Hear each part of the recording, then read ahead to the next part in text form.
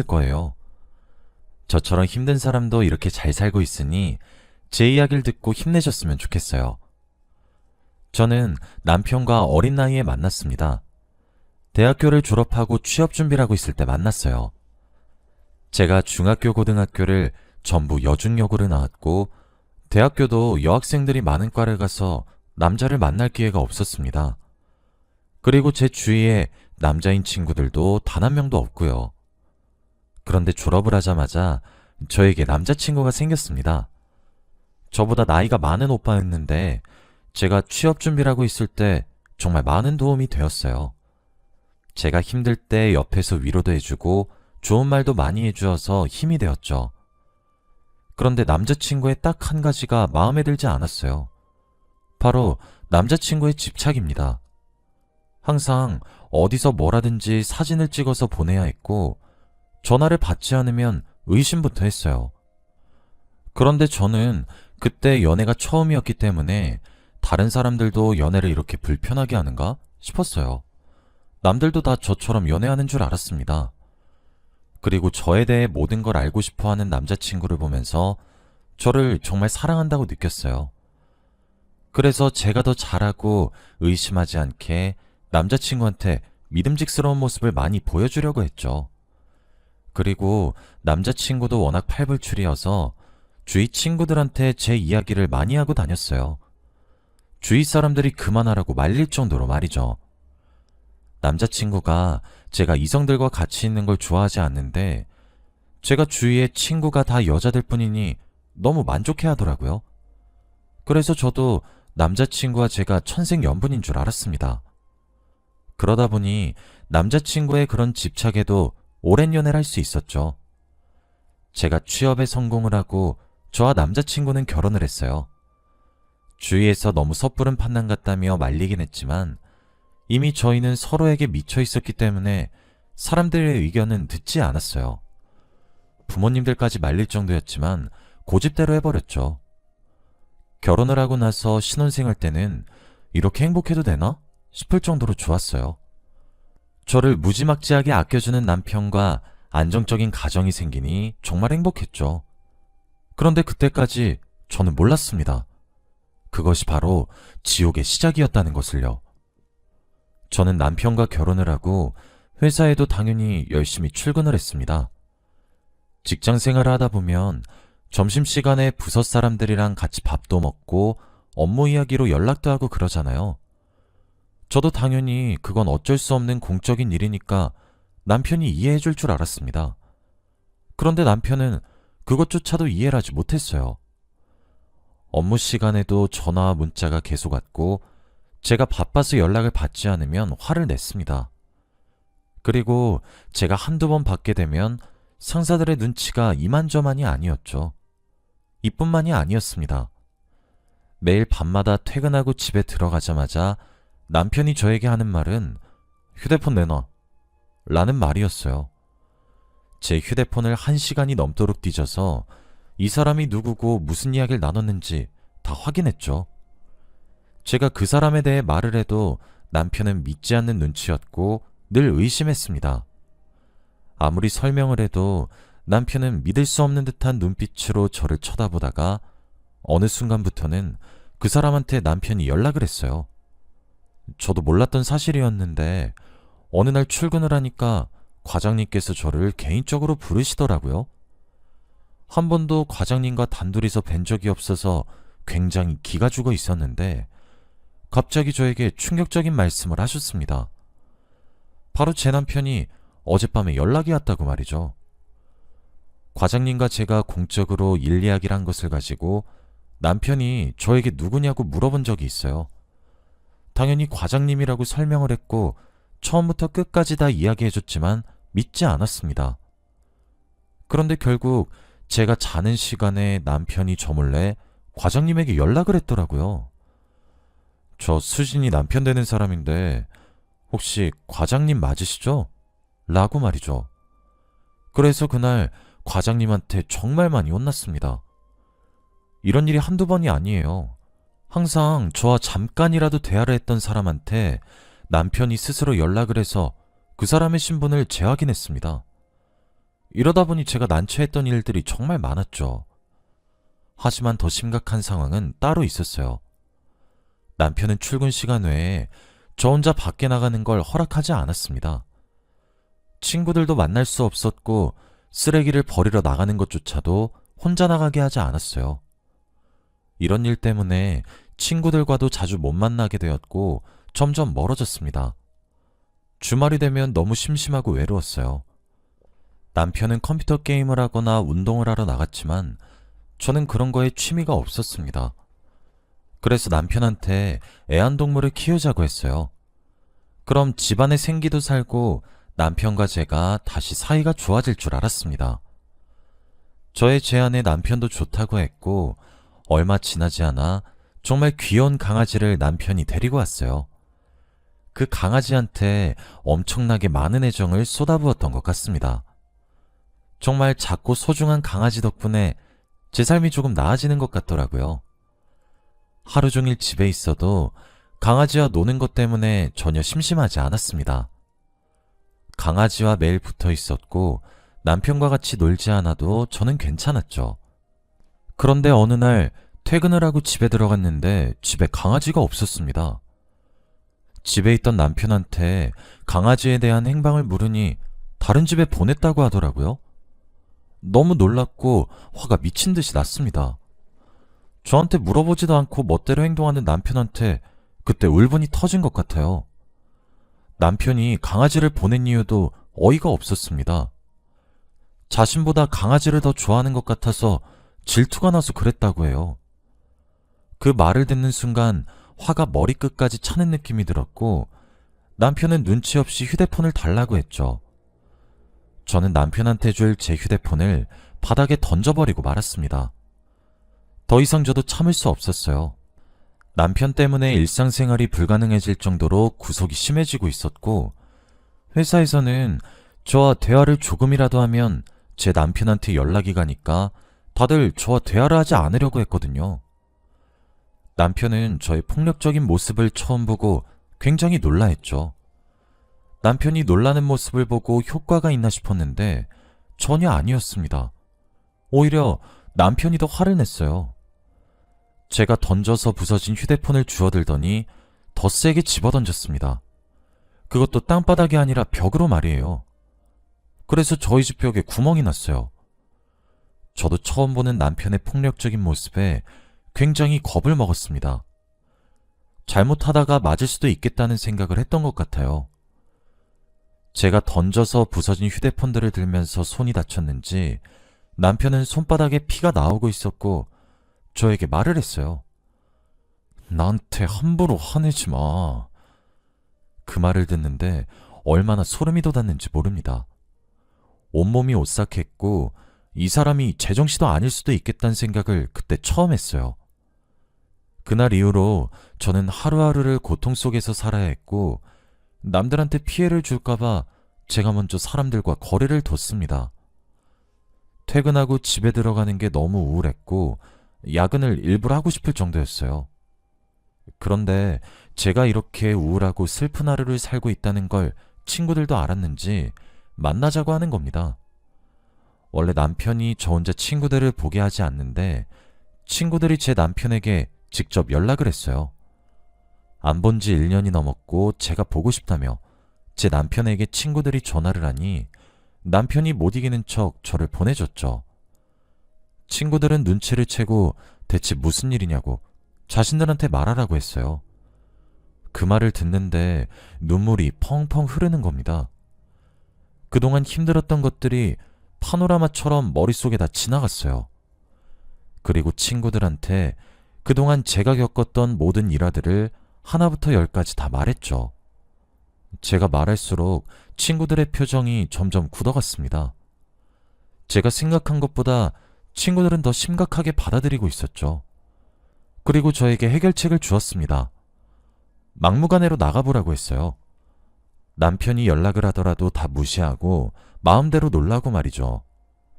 지금까지 남편이 저에게 한 행동은 도가 지나쳤다고 했습니다.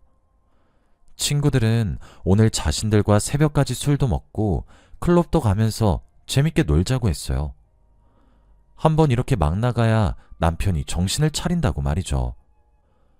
친구들의 말에 저는 흔들렸고 결국 친구들의 의견을 따르기로 했습니다. 그리고 남편이 말한 통금 시간 10시가 지났고 저는 남편의 연락을 받지 않았어요. 아직 20대였던 저는 결혼하고 처음으로 나이 또래에 맞게 술도 진탕 먹고 클럽도 갔어요. 사고는 치지 않았고 정말 오랜만에 친구들과 재밌게 놀아서 스트레스도 풀렸습니다. 휴대폰은 쳐다보지도 않았어요. 그리고 다음날 해가 뜰 때까지 놀았습니다. 친구들과 같이 국밥집에 가서 해장을 하고 해산하려고 했어요. 밥을 먹고 있는데 친구들이 형부 연락 안 왔어? 라고 하더라고요. 그때 남편이 생각이 났고 급하게 휴대폰을 열어보았는데 정말 충격적이었습니다. 부재중 전화가 150통 와 있었거든요. 친구들은 남편의 집착에 또 한 번 놀랐습니다. 말을 잇지 못했어요. 친구들은 혹시 모르니까 집 들어가기 전에 음성 녹음하고 들어가라고 했어요. 그리고 절대 들키지 말라고 했죠. 무슨 일 있으면 바로 연락하라며 저에게 당부했습니다. 저는 집 가는 길에 녹음기를 하나 샀고 그것을 킨 채로 집에 들어가려고 했어요. 저도 집 들어가는 게 조금 무서웠고 남편이 과연 저를 기다리고 있을지 궁금하더라고요. 이번 일로 남편도 깨달은 게 있으면 좋겠다고 생각했습니다. 현관문 비밀번호를 누르고 저는 조심스럽게 집으로 들어갔어요. 그런데 제 비밀번호 소리에 안방에서 남편이 뛰어나왔어요. 화가 잔뜩 난 표정이었고 제가 남편한테 웃으며 사과를 하려고 했는데 남편은 신발도 아직 벗지 않은 저의 머리채를 잡았습니다. 제 머리채를 잡고 거실로 끌고 갔어요. 저는 갑작스러운 상황에 너무 놀랐고 비명을 질렀습니다. 그리고 남편은 정말 충격적인 행동을 했어요. 바로 바리깡으로 제 머리를 밀었습니다. 남편은 저에게 아무 말도 하지 않은 채로 묵묵히 제 머리채를 잡고 머리를 밀었어요. 저는 비명을 지르고 아무리 그 자리를 벗어나려고 해도 남편의 힘을 이길 수 없었습니다. 눈앞에서 제 머리카락이 툭툭 떨어지는데 정말 눈물이 미친 듯이 났어요. 처음에는 비명도 지르고 화도 내고 욕도 하면서 벗어나려고 했지만 나중엔 온몸에 힘이 빠지고 그냥 좌절감에 울기만 했던 것 같아요. 펑펑 울면서 제 머리가 떨어지는 걸 눈앞에서 보고 난 후 얼마 지나지 않아 바리깡 소리가 멈췄습니다. 제 머리카락이 다 사라진 느낌이 엄청나게 났죠. 저는 이 사람과 더 이상 살 수 없겠다는 생각이 들었습니다. 제가 알던 사람이 아니었어요. 그 순간 남편이란 존재가 악마처럼 보였고 너무 무서웠습니다. 그저 그 사람과 함께 있는 공간을 도망치고 싶었어요. 그런데 남편은 제 어깨를 힘껏 꽉 잡고 말을 했습니다. 어깨가 빠질 정도로 너무 아팠는데 남편은 저에게 소름 돋는 말을 했어요. 너 도망치면 내가 끝까지 찾아낼 거야. 다른 남자랑 있는 거 보면 그놈도 죽고 너도 죽는 거야. 그 말을 듣는데 정말 뒤통수를 한 대 맞은 기분이었어요. 공포영화의 한 장면 같았고 이런 사람을 한때 사랑했던 제 자신이 너무 미웠습니다. 남편은 이미 회사에 제가 당분간 출근을 못한다고 말을 했다고 했고 남편은 집에 저를 두고 출근을 했습니다.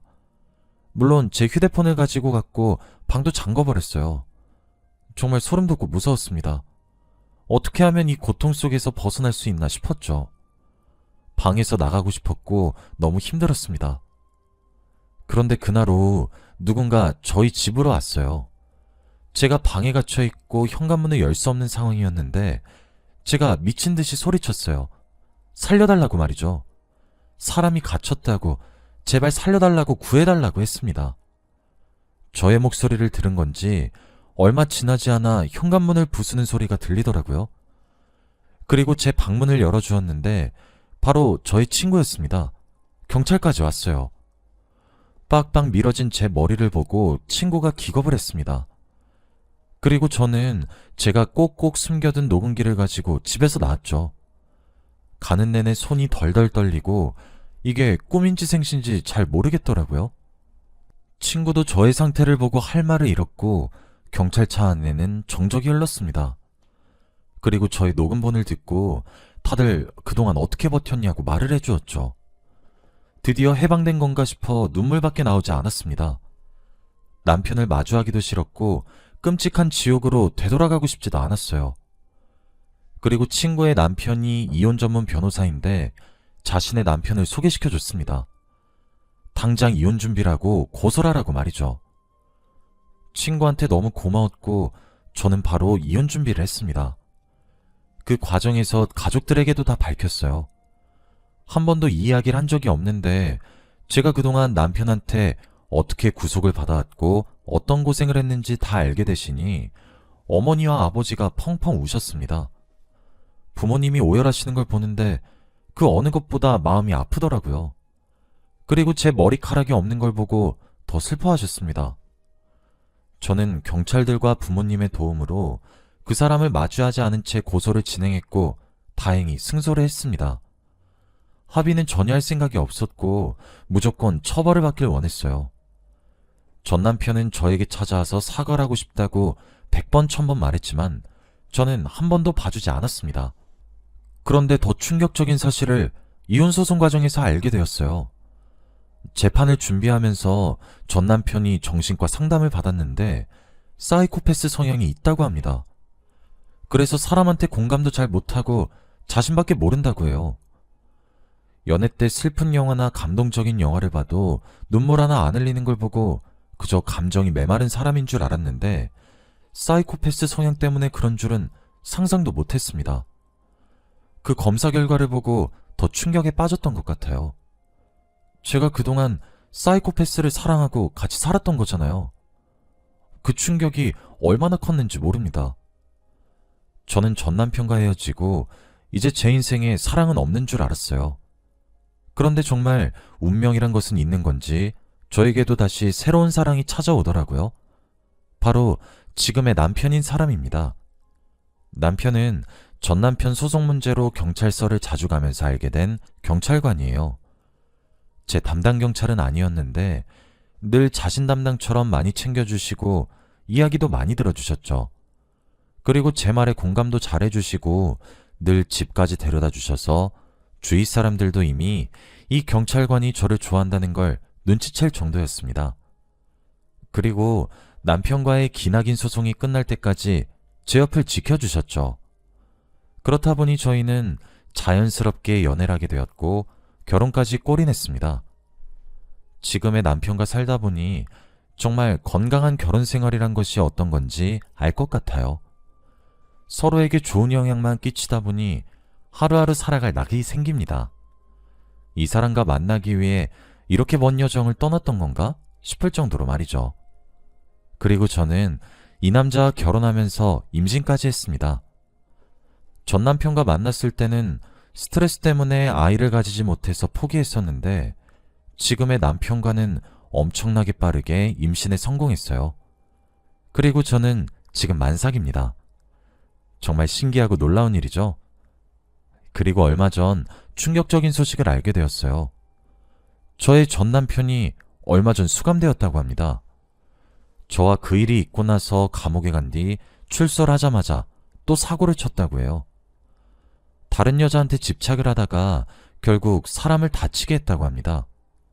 그 피해자는 지금 의식불명이라고 해요. 그 이야기를 듣는데 그 사람은 평생 못 고치겠다는 생각이 들었습니다. 그 사람이 감옥에 들어가서 안 나왔으면 좋겠다는 바람도 있어요. 가끔씩은 그 사람이 저에게 찾아와서 해코지라도 할까봐 너무 무서운데 제 남편이 저를 잘 지켜주고 있으니 안심하면서 살고 있습니다. 지금은 저와 남편은 오로지 곧 태어날 아기만 생각하고 있어요. 남편은 저에게 정말 잘해주고 드디어 행복이라는 게 뭔지 알겠습니다. 앞으로는 남편과 아이만 생각하려고요.